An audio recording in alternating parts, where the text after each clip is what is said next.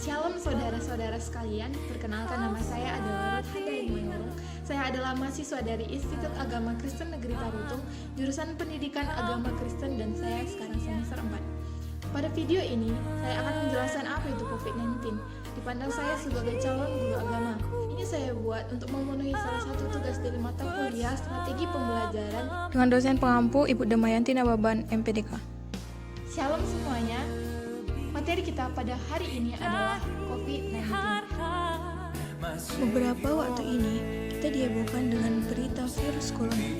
Virus ini sudah menyerang ratusan ribu orang di 16 negara. Tiongkok adalah negara yang dianggap sebagai asal dari virus ini, tepatnya di kota Wuhan. Ada beberapa gejala saat terinfeksi virus corona, yaitu demam dan suhu tubuh yang tinggi, batuk kering dan tidak berdahak, serta napas pendek atau kesulitan bernapas. Namun, ada beberapa orang yang tidak menunjukkan gejala apapun, tetapi ternyata terkena virus corona. Maka dari itu, kita harus selalu waspada dan tetap menjaga kesehatan kita. Tahun 2020 belum lama berjalan, namun kita dikejutkan dengan satu kemunculannya virus corona. Di tengah situasi kelam saat ini, mungkin kita terdorong untuk bertanya, di manakah Tuhan? Apakah Tuhan membiarkan ini terjadi kepada kita?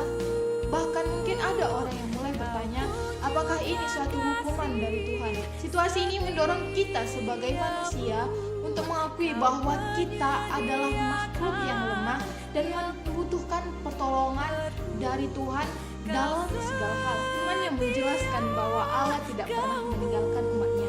Dalam Ibrani 13 ayat 5b dikatakan, Ia mengendalikan segala sesuatu dan segala hal masa lalu, masa kini, masa mendatang, dan tidak ada sesuatu pun yang terjadi di luar kuasa Allah. Segala sesuatu yang terjadi semua ada dalam kedaulatannya, atau karena Ia mengizinkan hal tersebut. Kita sebagai seorang pengikut Kristus juga seharusnya kita mencontohkan sikap belas kasih. Dalam Amsal 18 ayat 2 dikatakan, berbaik hatilah kepada orang lain, teruslah memimpin dan melayanilah dengan cara-cara yang mengungkapkan karunia yang Allah berikan kepada Anda. Bagaimana kita seharusnya menolong dunia yang sedang panik? Yang pertama adalah penting untuk diingatkan bagi kita bahwa kekhawatiran bukanlah teman kita dan panik juga bukan teman kita. Salomo mengingatkan kita bahwa jika kamu lemah pada hari kesukaran, kecillah kekuatanmu. Semoga tidak pernah dikatakan bahwa umat Allah lebih dikuasai oleh rasa takut daripada iman. Pada masa-masa krisis, dunia membutuhkan orang-orang yang kukuh dan dikuatkan oleh anugerah Allah dan tidak mementingkan diri sendiri berdasarkan kuasa Allah. Kekhawatiran tidak menghasilkan apapun kecuali melemahnya hati dan pikiran kita. Mencemaskan COVID-19 ataupun mungkin yang lainnya hanya akan menambah masalah. Daripada cemas dan khawatir, Yesus menyuruh kita untuk menanggapinya dengan berdoa dan percaya kepada Dia. Pemazmur menguatkan kita untuk percaya di dalam Tuhan dan lakukan yang baik. Tinggallah di negeri ini dan peliharalah kesetiaan-Mu. Kita juga harus berhati-hati. Kita memiliki akses untuk datang kepada Allah dengan menaikkan doa-doa kita kepadanya. Firman-Nya mengatakan bahwa doa orang benar bila dengan yakin didoakan sangat besar kuasanya. Doakanlah agar para korban yang terdampak secara langsung memperoleh anugerah Allah dan kesembuhan. Mereka yang dikarantina tetap tenang dan mendapatkan suplai makanan. Para medis dapat mengobati korban dan dengan efektif tubuh mereka dapat kebal dari paparan virus. Para peneliti agar mampu menciptakan vaksin yang berguna untuk pengobatan dan pencegahan di masa yang akan datang, dan pemangku kebijakan agar mereka segera membuat peraturan yang menjamin keamanan bagi setiap warga dari ancaman virus ini. Kita berdoa, kita juga bisa menahan diri untuk tidak menyebarluaskan informasi-informasi tentang virus corona yang belum diklarifikasi kebenarannya. Meski mungkin maksud kita baik untuk memberikan informasi kepada keluarga ataupun orang terkasih, namun bisa saja yang terjadi adalah kekhawatiran, dan janganlah lupa pula untuk menerapkan pola hidup sehat yang telah dikatakan oleh Kementerian Kesehatan Republik Indonesia. Biasakan mencuci tangan dengan air mengalir dan sabun.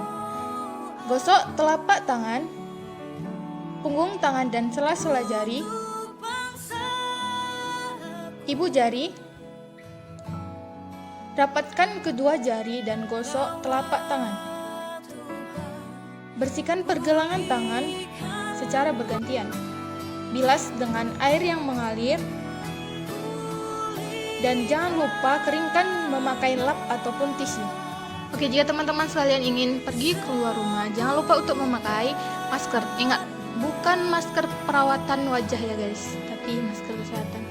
Oke, cara memakai maskernya itu harus yang baik dan benar. Jangan pakai masker hanya untuk mulut saja, enggak. Harus ikut menutup hidung, karena pernapasan itu dari hidung, bukan dari mulut saja. Oke, jika sudah benar cara memakai maskernya, kita siap berangkat dan ingat jaga jarak, social distancing. Jika ingin bersin dan batuk, ambil tisu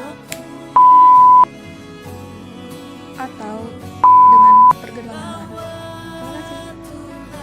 Berdoalah untuk orang yang sakit. Berjalanlah sesuai dengan ketetapan Allah dan kekuatan Allah. Kasihilah sesama dan lakukanlah kebaikan kepada semua orang. Kasihilah sesama dan pakailah kesehatan Anda untuk berbuat kebaikan dan untuk terus melayani Allah.